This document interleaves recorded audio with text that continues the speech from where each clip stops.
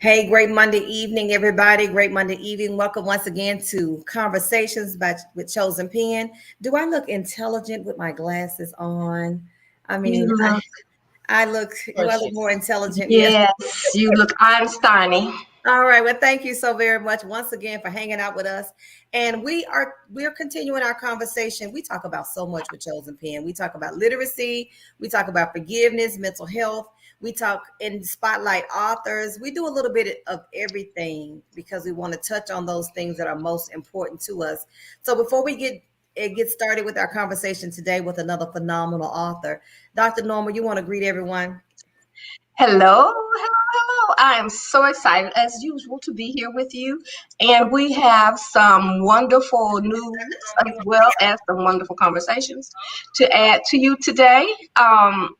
And we're starting, I'll let Miss Anissa talk about what we're doing this month, but I'm really excited anytime we deal with literacy because that's one of the things that's near and dear to my heart.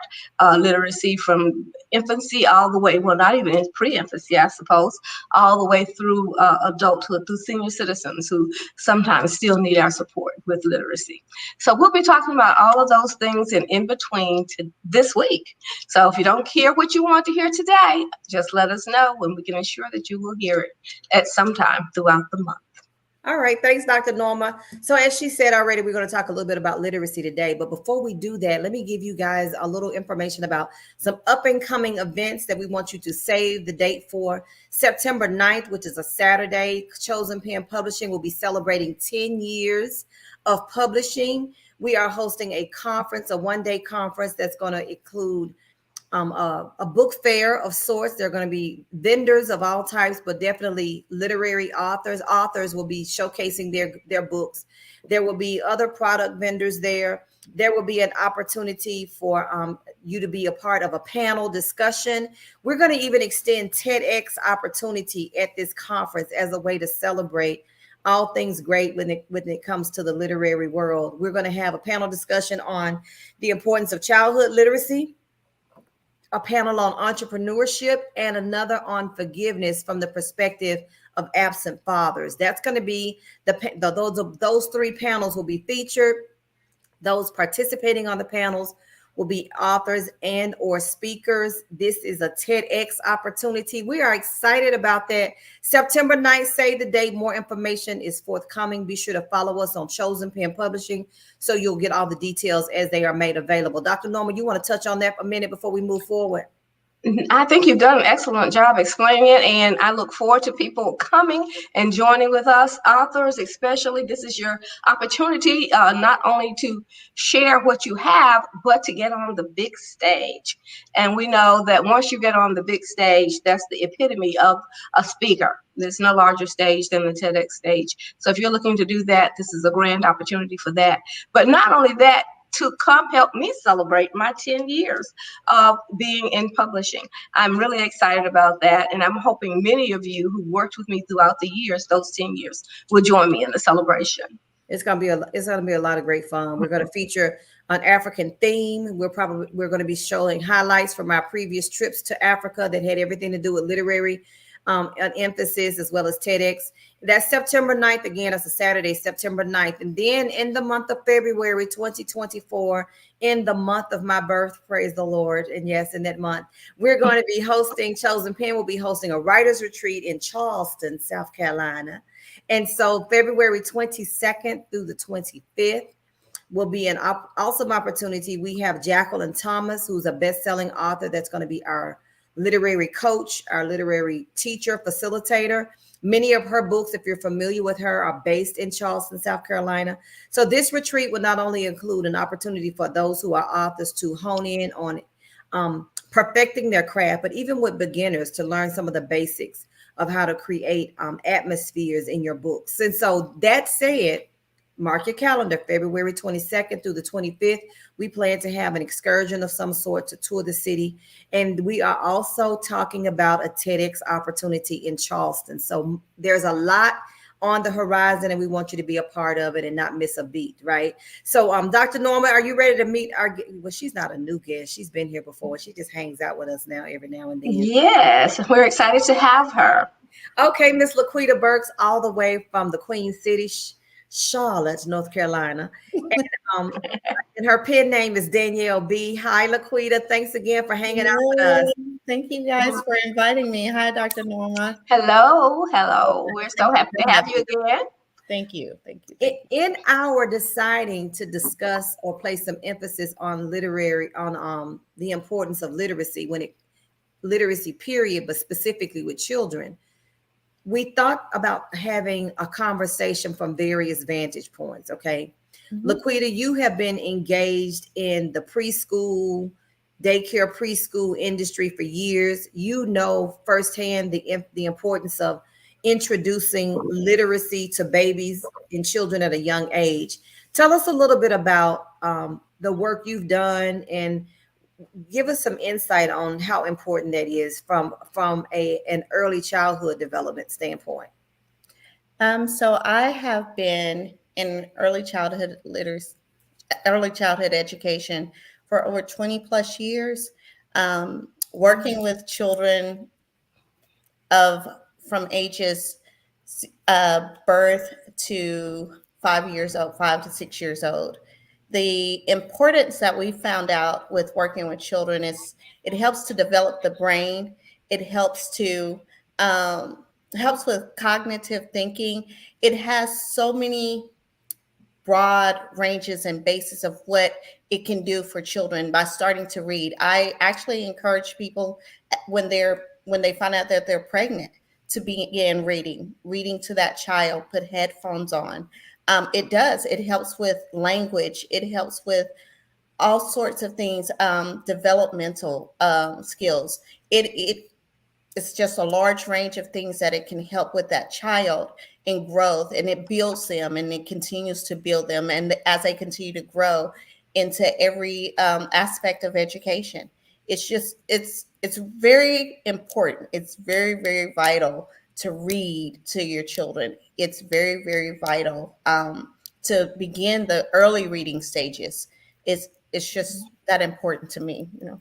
I can tell you're passionate about it, obviously, because you've been engaged in it for years. So I can understand that. Dr. Norma, you have been involved in education from various vantage points, actually, you know, with the higher ed, and then of course with New Life Academy, with you and your husband starting a Christian school. Let's talk a little bit about it from your perspective. How is that when you have children who are small? They're with someone like Laquita, and those who are very engaged in that respect, you know, that aspect of development, but then they get ready to come to kindergarten or elementary school. Tell us a little bit about what that's like. I think the most significant part about that is students start preschool as early as they can start preschool. And that preschool offers a program that is a literacy program, which is a reading program. You're not necessarily, but you're teaching them the concepts so that they will be ready to read.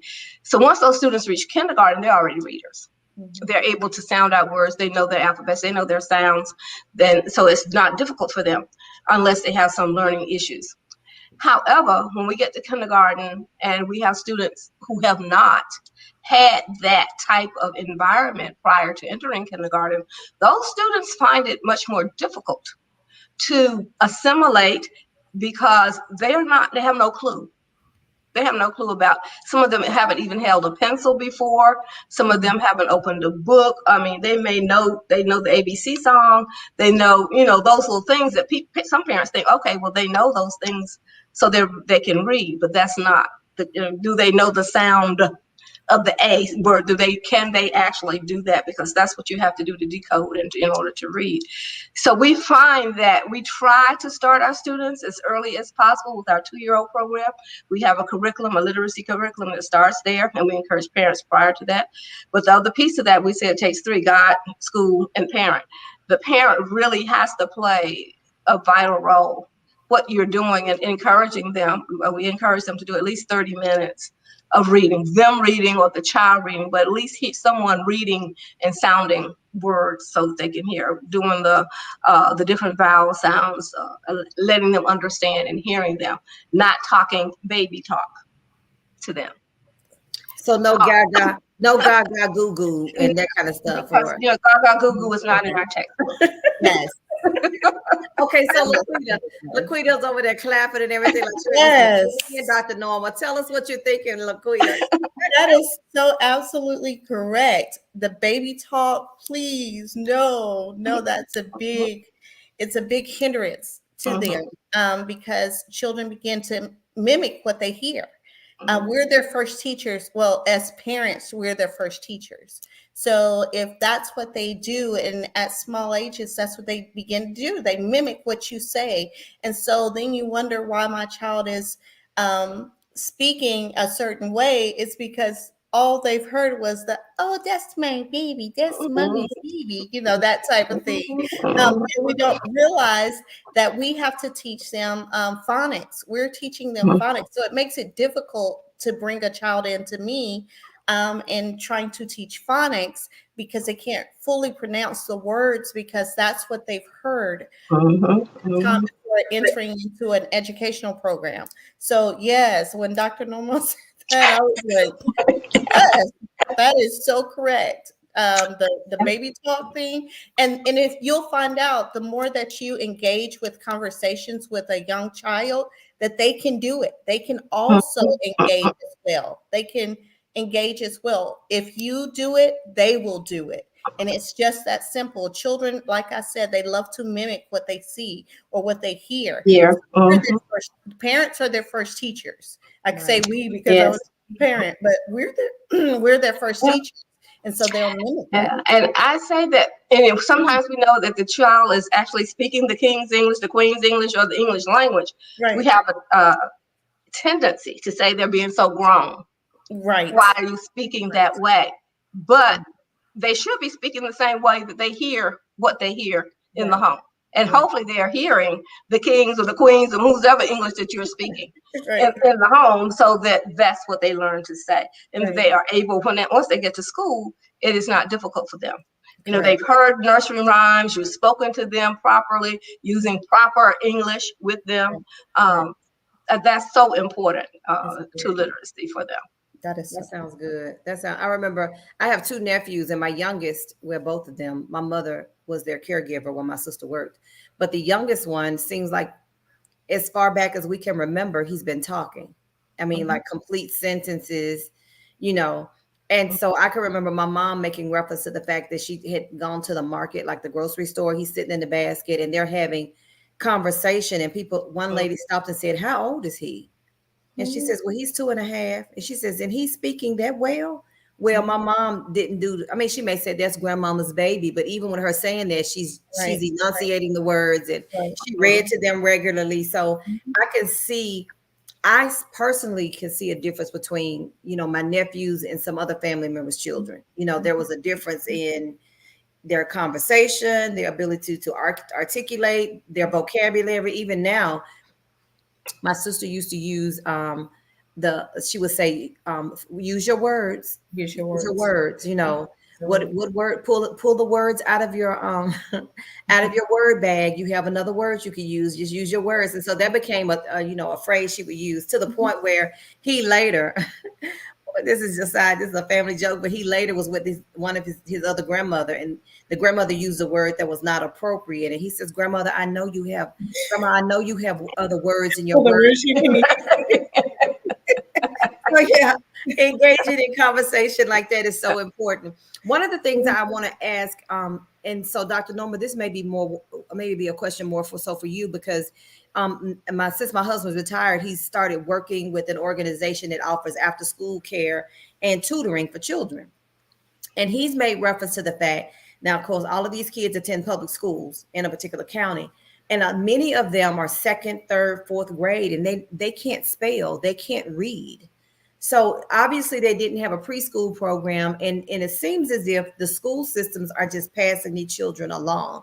Would that have been did you see this early along before you all started your academy, that the propensity of this happening would be more prevalent as time passed? Well, one of the reasons I started our academy was for my son, who was a little black boy, which is I always says he's a little black boy in public school. And for some reason, by the time we realized that there were issues, my husband, and he's sitting in the back of class, he's going out of the room to some other class that we didn't even know anything about. So he's saying, this boy is in the second grade. We think he's doing great, and nobody's telling us anything. So based on that, he went to school for another couple of years, but I said, well, I can't do this. My job is to make sure that my child has an education, and he is properly educated, and he is educated and ready to go into society. Because even at that, that little black boys have an issue with reading. And it's not so much they have an issue with reading, it's the way they're being taught, as far as I'm concerned, and what we use to teach them. We know that they are hands-on learners, that they are not the little boys that's going to sit there in that chair so many hours or so many minutes without interruption. So that we have to develop a curriculum that addresses the child, not necessarily the whole child. So one of the things we try to say is that the students in our classroom are not taught on a lockstep method. Every child should have his own IEP. And when you say IEP, of course, that's a negative thing in society today. But every child needs to have their own individual educational plan, which means if my child is at such and such a level, then the rest of the school, the rest of the classes at a level, then I need to teach that child on that level to bring that child up to the level, as opposed to I'm teaching the majority of the students and that child is lost. And that's where most of the kids are not promoted, or if they are promoted, they're passed along with the group that was doing what they call the right thing, probably still not where they need to be, but they're left because they're not taught on their level. They're not taught what they need to learn, or they're not using the right learning style to teach that child. So it's not, I'm going, okay, it's not the child's fault if you're not doing the right thing, because as an institution and as a community, as a state, we need to be addressing the needs of the child. And that doesn't happen with everybody getting the same common core curriculum that child. And we know that our little black boys usually do not do well with that curriculum. And if the teachers, that we have those old school teachers that come in there and turn them around. Because when we were in school, our teachers taught us, if that little Johnny over there wasn't reading, then I was the one, okay, Jenny, you need to go over and sit with him and help him read. Yeah. And so we brought little Johnny along. The whole class ended up helping. That's good. That's good. I don't know if you see that. Obviously you don't. Laquita, I want you to touch on something Dr. Norma made reference to, is that the different learning styles with children, whether it be boys or girls, that kind of thing. I know that the clientele that you service is diverse. What will you think about her statement? Do you agree with the statement as to how the boys learn differently than the girls? 9 times out of 10, that is absolutely true. Boys learn totally different than girls. But what we've learned to do is each individual child has its plan. We've began to develop that, especially in the early childhood stages. And you have to find out what fits each child. Like I have plenty of children, some like rhythm. So I make songs in rhythm and rhyme.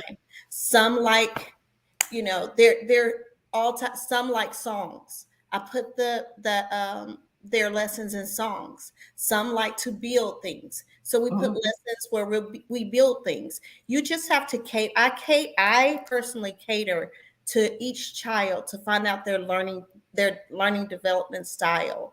Because once we do that and we understand that every child does not learn the same way, it's just like all 3 of us. I like chocolate. You might not like chocolate. So if I gave you chocolate, it's not going to bother you. You're like, I don't really want to take part in that because it doesn't thrill me. But if I gave you vanilla, you love vanilla and you'll eat that. You'll digest that because it's something that you like. Dr. Norma might not like either of that. She might like sherbet, So once we find out what each child, their development, their style of learning, when we learn their style of learning and cater to that, then we can watch them grow. But it is true. Boys do take on different learning style than girls most of the time. That's why you'll see some parents say it's harder to potty train the boys because they take on a different learning style. But it's not to say they can't achieve whatever they want to achieve. And that's I do agree with also how we expect young Black boys to learn or African American boys to learn. We do expect them to learn differently.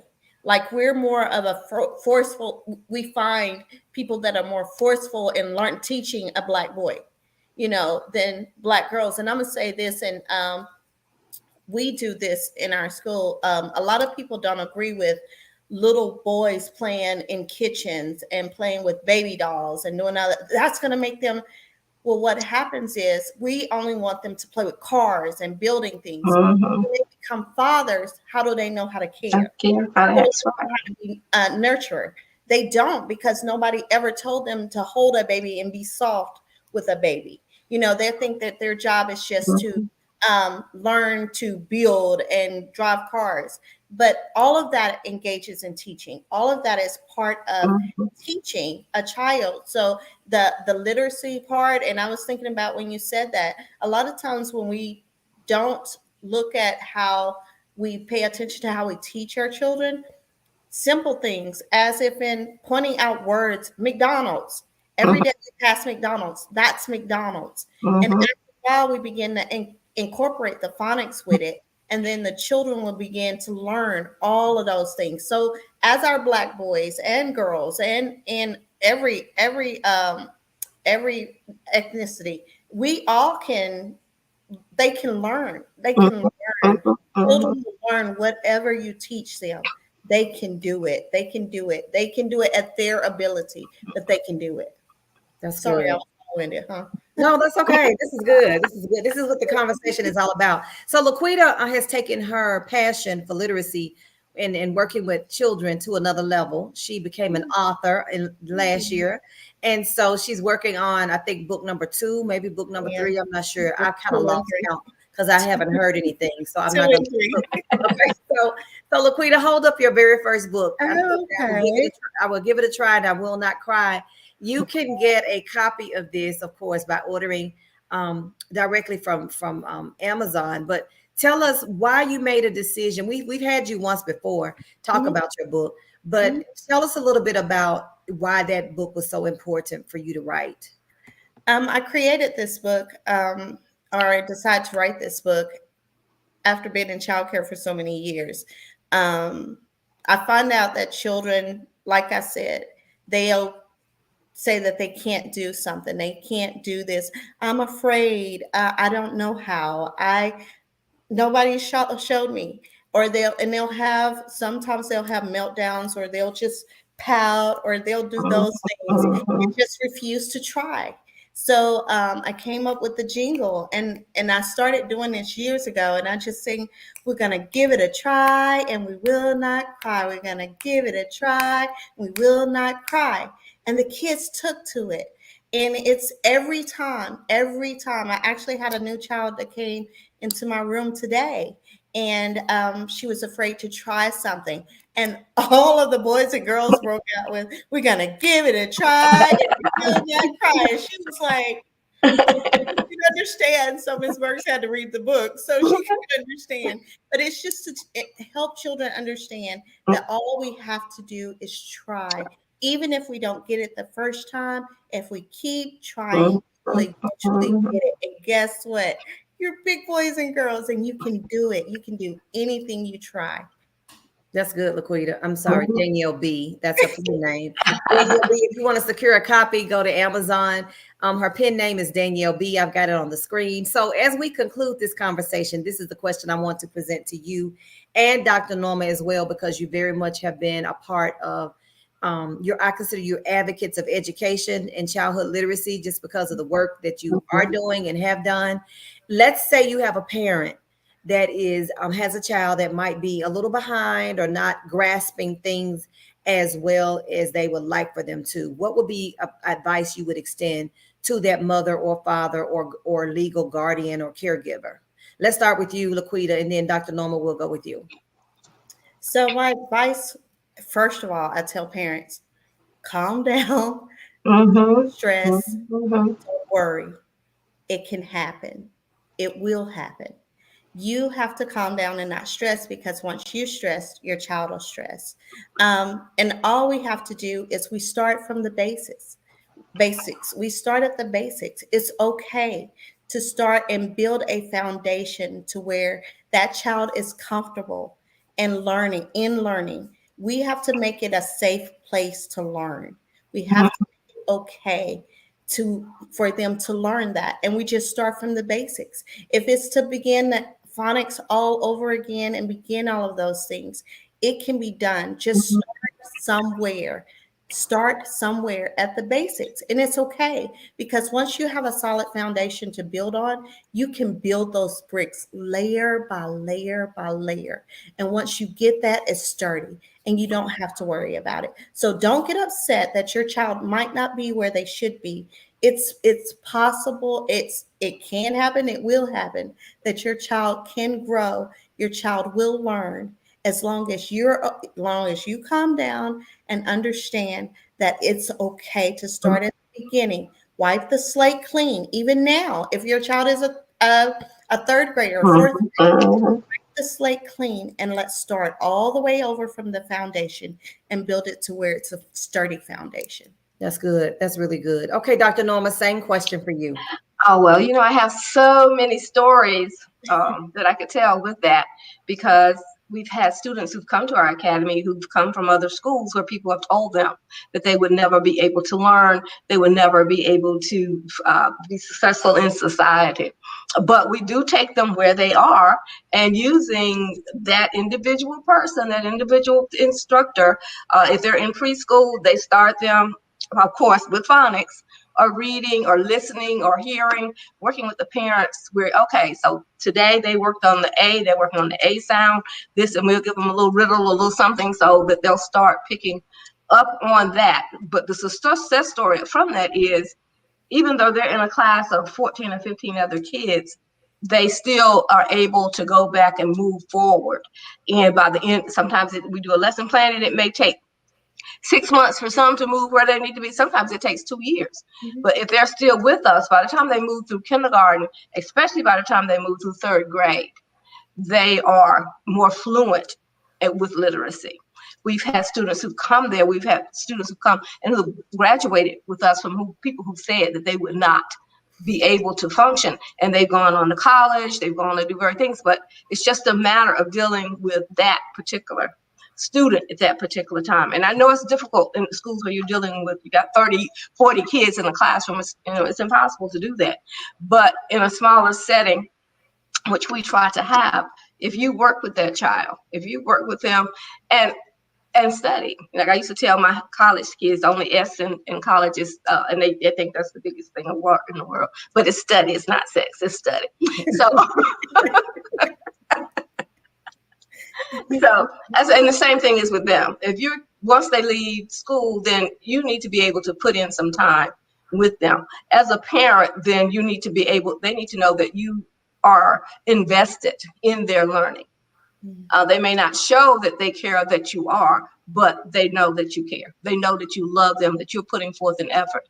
And when they go back to school and they're able to go on the board and read those sight words along with the rest of their classmates, they're really excited about that. Mm-hmm. And they'll move forward and want to do even more. So the more they learn, the more they do, the more they'll want to learn and do.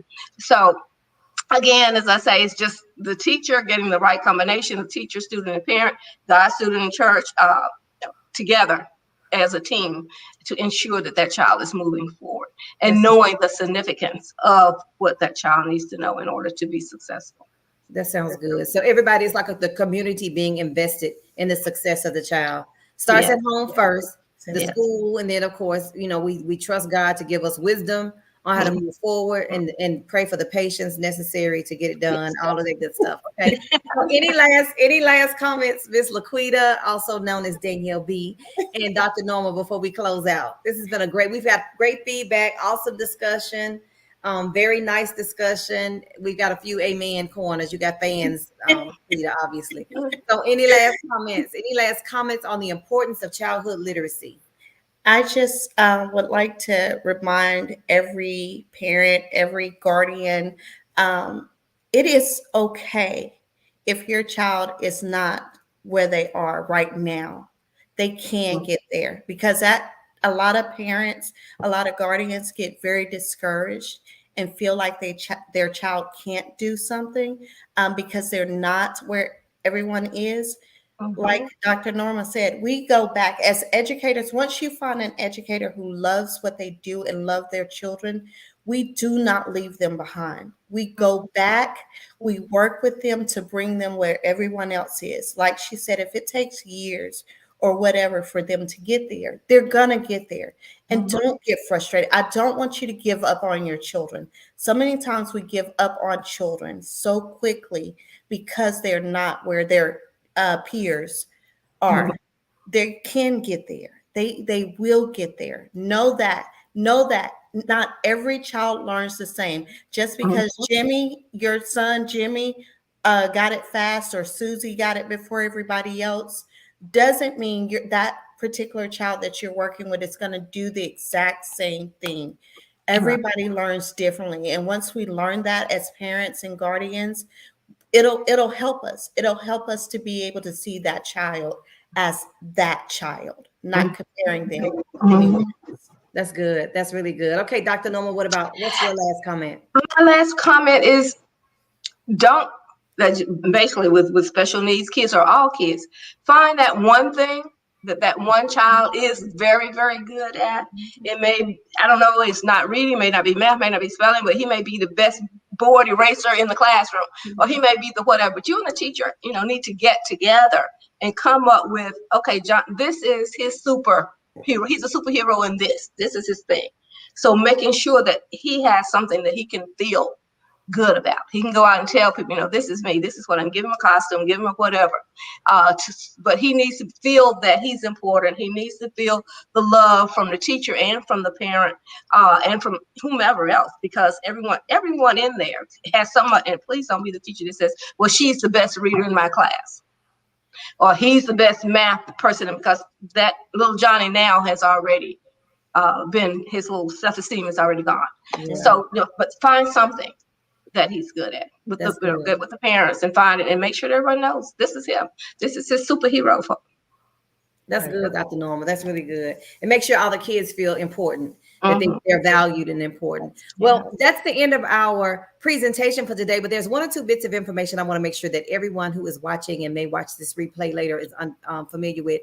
First of all, Chosen Pen Publishing is located here in Fayetteville, North Carolina. We're a publishing house. We help many people with not only the publishing of their books, but even the marketing of their books. And that's how, of course, Danielle B became a part of the Chosen Pen family indirectly. But one of the things that Chosen Pen is especially is excited about is our literacy program, where we are going across borders. We have adopted, Chosen Pen has adopted 2 schools in South Africa, one in Johannesburg and the other in Soweto. And one of the things that we're passionate about doing is, one, taking books to the children in Africa every time we go, which will be a yearly trip for sure in March, but Dr. Norma may go 1 or 2 other times. We're taking books to those children because they don't have the finances or the wherewithal to be able to provide for the children like we in America are so blessed to be able to do. The literacy program not only includes books, but it also includes technology. And so we are looking for people to either donate books, to sponsor tablets, so that you can become a extension or a partner with Chosen Pen and what we're doing. So literacy for us is local, but also literacy for us is across the Atlantic, and we're excited about that. Dr. Norma, anything you want to add with regards to the literacy program itself? No, I just want to make, a literacy across borders is near and dear to my heart. And I'll be going over there in the next couple of days and visiting our schools and doing some speaking. But I'm really, really excited about it. And the students see them open books and actually start to look in books that they have not seen before. They see people like, we used to say, okay, can I get a book with people who looks like me? Well, they're excited about the same thing. And the books that are up to date, not old, like we used to. Well, you all don't know as old as I am, where we got all the old books and all the information was 10 or 20 past 10, 20 years. But they're in that same situation at this point. So taking them current information and current books has been a big help to them, and they're very, very excited about that, as we are. And I'll be bringing back more information on that as well. All right. Thank you so much, Dr. Norma. We know Laquita Burks, also known as Danielle B. Her books are now in South Africa, so she's an international author. Who would have known when you decided to write that book that your books will be in a school in Johannesburg, South Africa? I'm excited to be able to serve as a part of that, because I purposely, when I knew we were going, I started calling people, give me some books. I'm taking you to Africa with me. So literacy is not just local, although that's very important, but we are endeavoring to make a difference in the lives of those who are less fortunate outside of the four walls of or our immediate community. So with that being said, that is the end of our session on this evening. Thank you so very much, as always, for joining us for Conversations with Chosen Pen. We're here every Monday, typically every Monday at 6 p.m. Eastern. We hope you choose to join us. The conversation regarding literacy will continue again on next Monday. Until that time, have a wonderful Monday night, and we look forward to seeing you soon.